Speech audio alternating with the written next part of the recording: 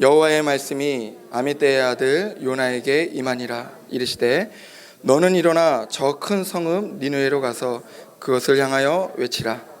그 악독이 내 앞에 상달되었음이 하시니라. 그러나 요나가 여호와의 얼굴을 피하려고 일어나 다시스로 도망하려 하여 욥바로 내려갔더니 마침 다시스로 가는 배를 만난지라. 여호와의 얼굴을 피하여 그들과 함께 다시스로 가려고 백삭을 주고 배에 올랐더라. 아멘.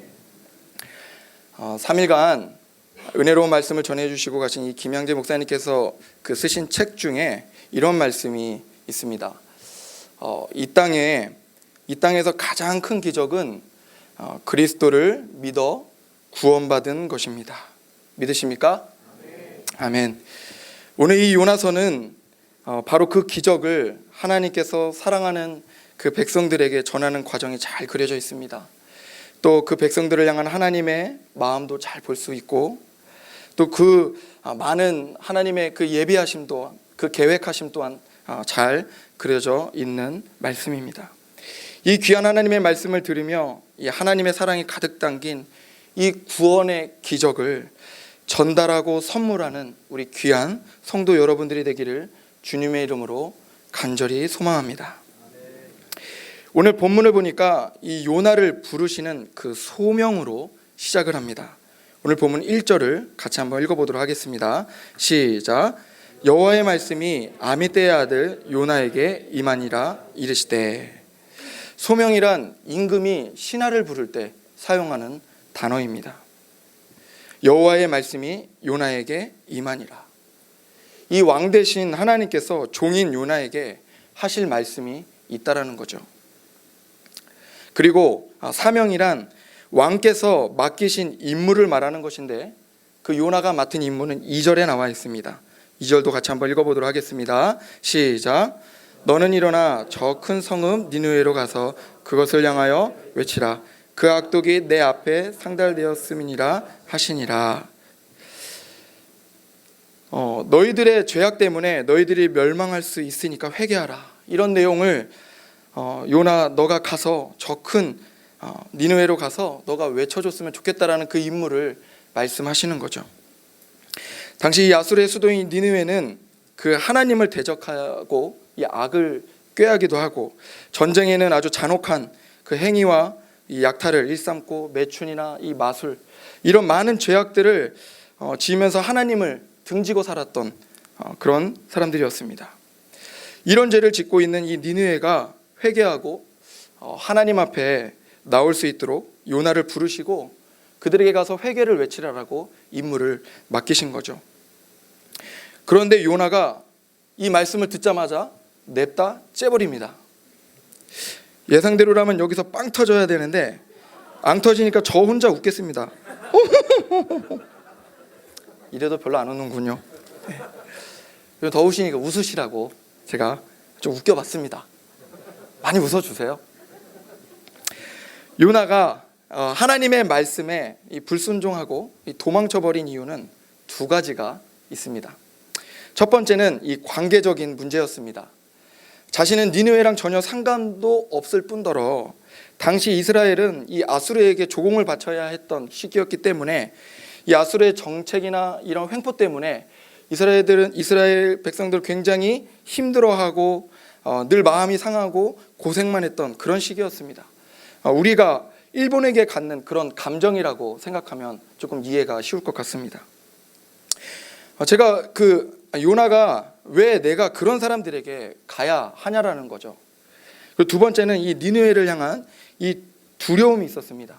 이 강대국이었던 이 아수르는 이 전쟁을 했다 하면 이 포로들의 입술을 도려내고, 또 이 살가죽을 산채로 벗기고, 이 죽은 시신들을 산더미처럼 쌓아가지고 자신들의 잔혹함이나 자신들의 강함을 많은 사람들에게 나타낼 만큼 굉장히 무서운 나라였습니다. 그런데 그들에게 가서 니네 이딴 식으로 살면 진짜 안 돼, 하나님 앞에 혼난다, 회개해, 정신 차려야 돼, 니네 이러다 멸망해, 이 요나가 가서 그런 무서운 그 사람들에게 가서 말한다라는 자체가 이 요나가 받아들이기는 쉽지 않았던 거죠. 그러니까 그런 두 가지 이유로 이 순종하기가 쉽지 않았던 겁니다. 이런 마음들이 가득했기 때문에 그가 도망쳤던 건데, 그런데 하나님께서 택하신 민족을 어떠한 그 요나의 감정이나 그런 어떤 요나의 환경 때문에 결코 포기하시는 분이 아닙니다. 배를 타고 도망친 요나를 물속에 빠뜨리고 또 큰 물고기에 잡혀먹게 하시고 뱃속에서 회개하게 하시고 그리고 또 육지로 그를 불러내십니다. 그리고 육지로 불러내자마자 하나님께서 하신 말씀은 야 어때? 고생 좀 하니까 이제 너 좀 갈래? 이런 말씀이 아니라 묻지도 따지도 않으시고 요나야 너가 일어나 저 큰 니느웨로 가서 너에게 말한 그 소식을 좀 전해줬으면 좋겠다. 그 말씀을 다시 하십니다. 그가 가서 이제 그 전하기는 전하는데 굉장히 성의 없이 대충 전하는 모습을 볼 수 있습니다. 우리 스크린 보면서 3장 3절에서 4절 말씀을 같이 한번 읽어보도록 하겠습니다. 요나서 3장 3절에서 4절 말씀 같이 한번 읽겠습니다. 시작. 요나가 여호와의 말씀대로 일어나서 니느웨로 가니라. 니느웨는 사흘 동안 걸을 만큼 하나님 앞에 큰 성읍이더라. 요나가 그 성읍에 들어가서 하루 동안 다니며 외쳐 이르시되 40일이 지나면 니느웨가 니느웨는 사흘 동안 걸을 만큼 굉장히 큰 성읍인데 그가 며칠 동안 외쳤다라고 했습니까? 하루 동안 외쳤다라는 거예요. 하루만 전했다라는 것은 순종을 하긴 했는데 겉으로만 대충 그냥 그 하나님께서 말씀하신 것을 지키는 눈도장만 찍었다라는 겁니다.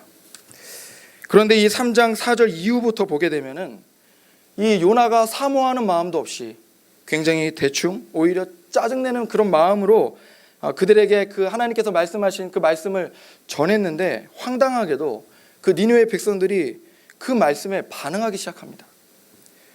그러더니 왕부터 시작해서 높고 낮은 사람 할 것 없이 모든 백성들이 굵은 베옷을 입고 하나님 앞에 금식하고 또 사람들뿐만 아니라 백성들뿐만 아니라 기르는 가축들도 금식시키며 그들이 자신들의 죄악을 하나님 앞에 회개하기 시작합니다.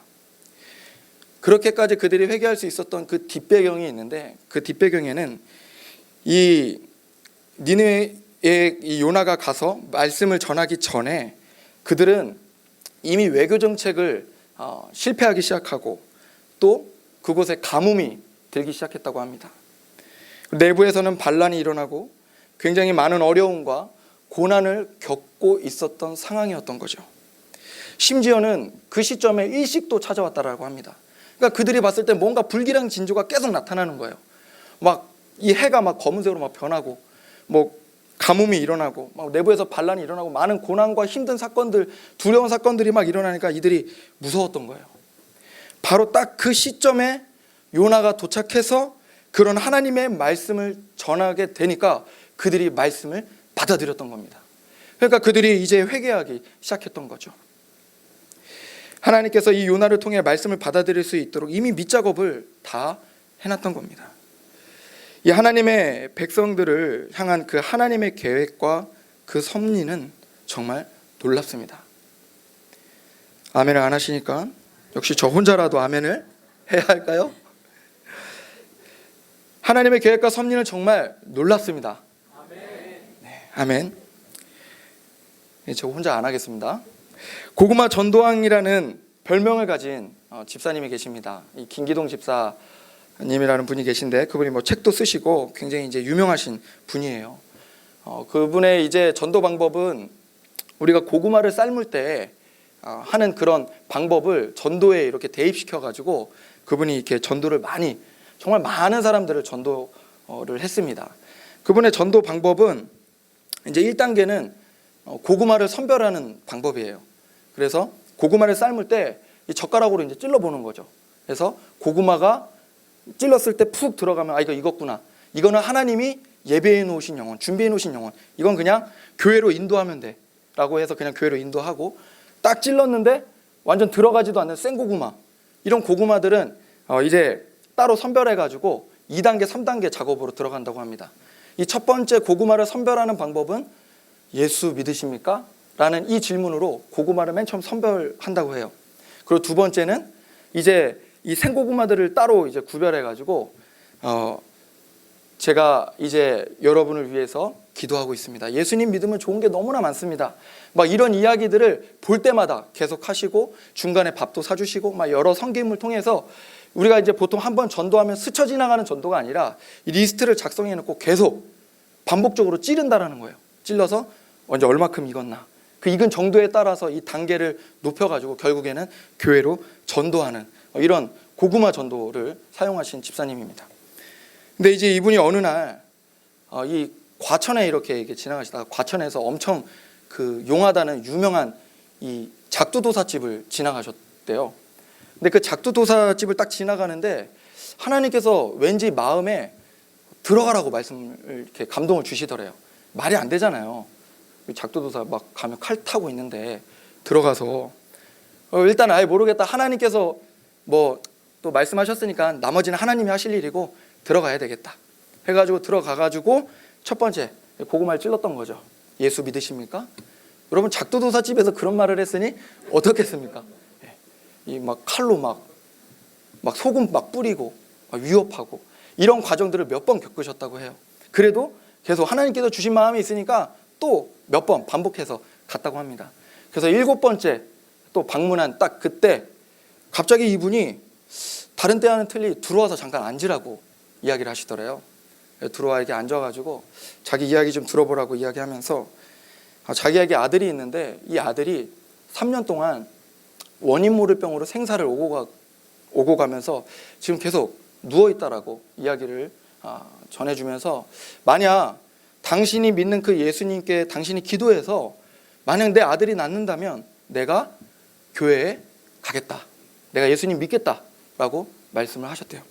근데 그때 번뜩 하나님께서 지혜를 주셨는데 이 집사님이 대답하기를 물론 하나님께서 우리의 기도를 들어주십니다. 그런데 하나님은 이 아빠의 기도를 참 잘 들어주세요. 그러니까 이 아이의 아빠니까 아빠인 당신이 직접 교회에 가서 기도하시면 하나님께서 더 잘 들어주시니까 같이 가서 기도합시다. 이렇게 지혜를 이용해가지고 꼬셔서 예배 보는 날 딱 데려갔다고 합니다. 그래서 이제 맨 앞자리로 초대해가지고 예배를 딱 드리는데 말씀이 끝나고 이제 막 통성 기도를 하는데 이 집사님이 막 기도를 하는데 갑자기 여기서 막 쿵쿵쿵 소리가 나더래요.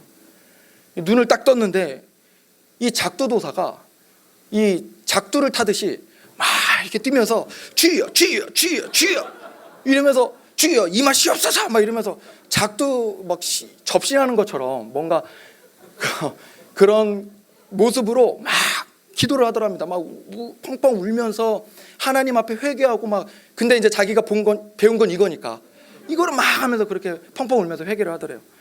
근데 조금 있다 더 놀라운 일이 벌어진 거예요.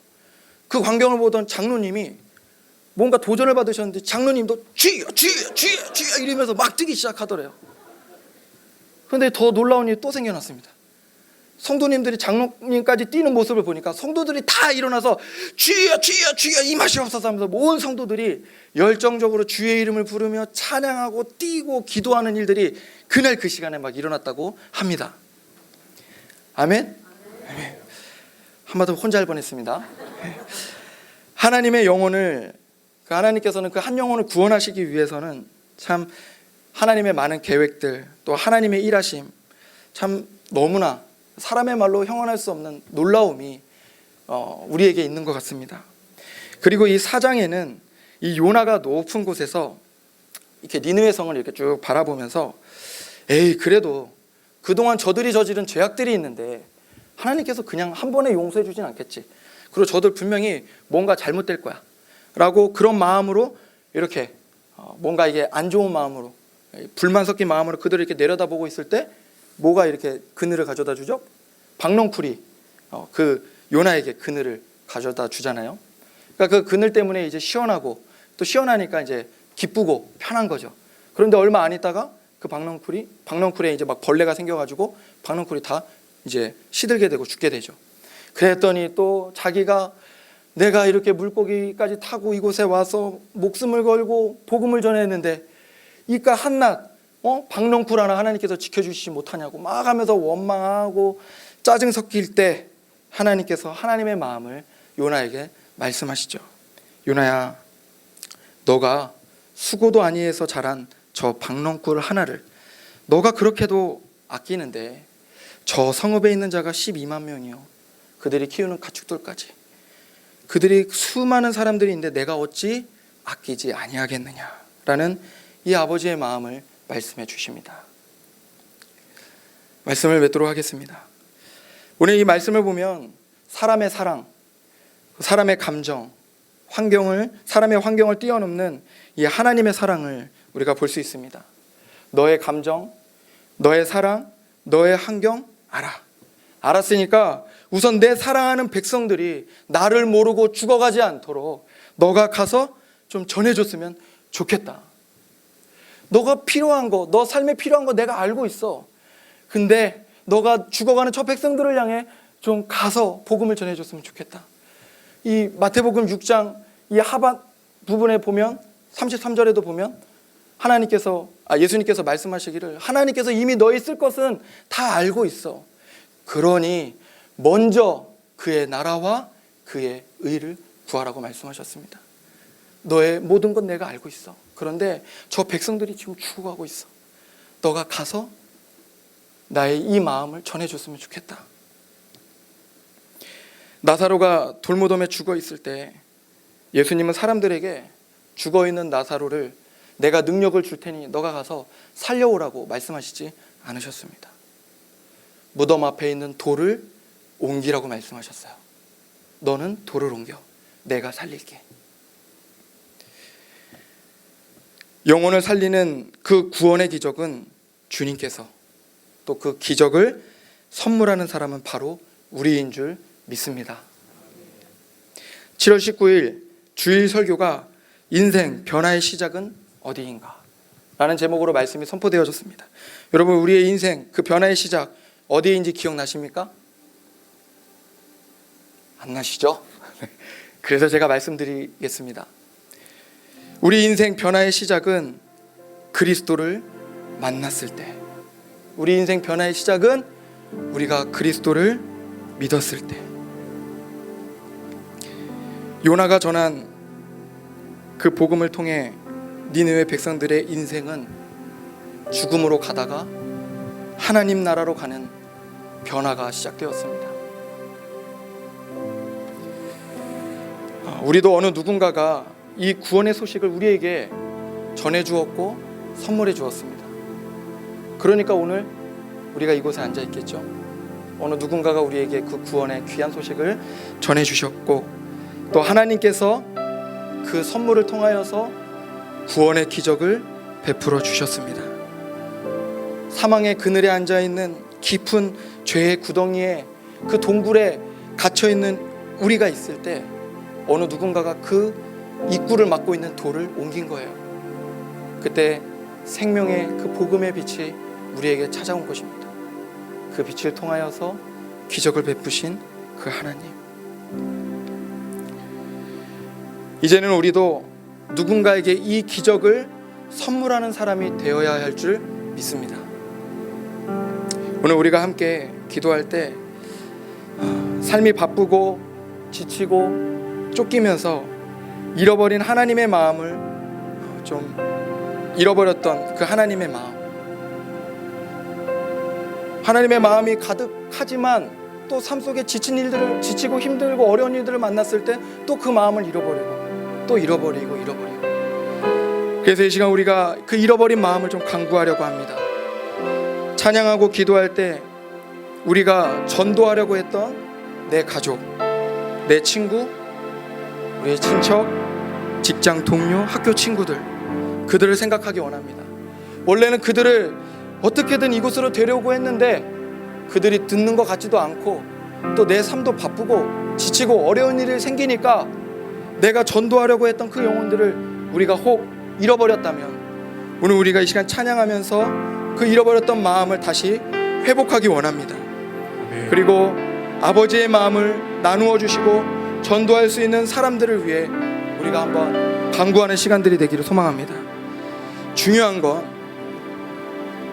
우리가 이 기도를 하는데 하나님의 마음을 간구하고 영혼들을 향한 이 기도를 우리가 하려고 하는데 기도가 안 나올 수도 있습니다. 기도가 안 나온다는 것은 그동안 우리가 정말 하나님을 위해, 하나님의 나라와 그의 의를 위해 기도하지 못했다라는 거예요. 혹 우리 안에 기도가 나오지 않는다면 그런 우리의 연약한 모습들을 회개하고 하나님 아버지의 마음을 회복하게 해달라고 간구하는 시간이 되기를 소망합니다. 우리가 함께 찬양하고 또 찬양이 끝날 때 찬양 가운데, 말씀 가운데 부어주신 마음을 붙잡고 간절히 기도하도록 하겠습니다.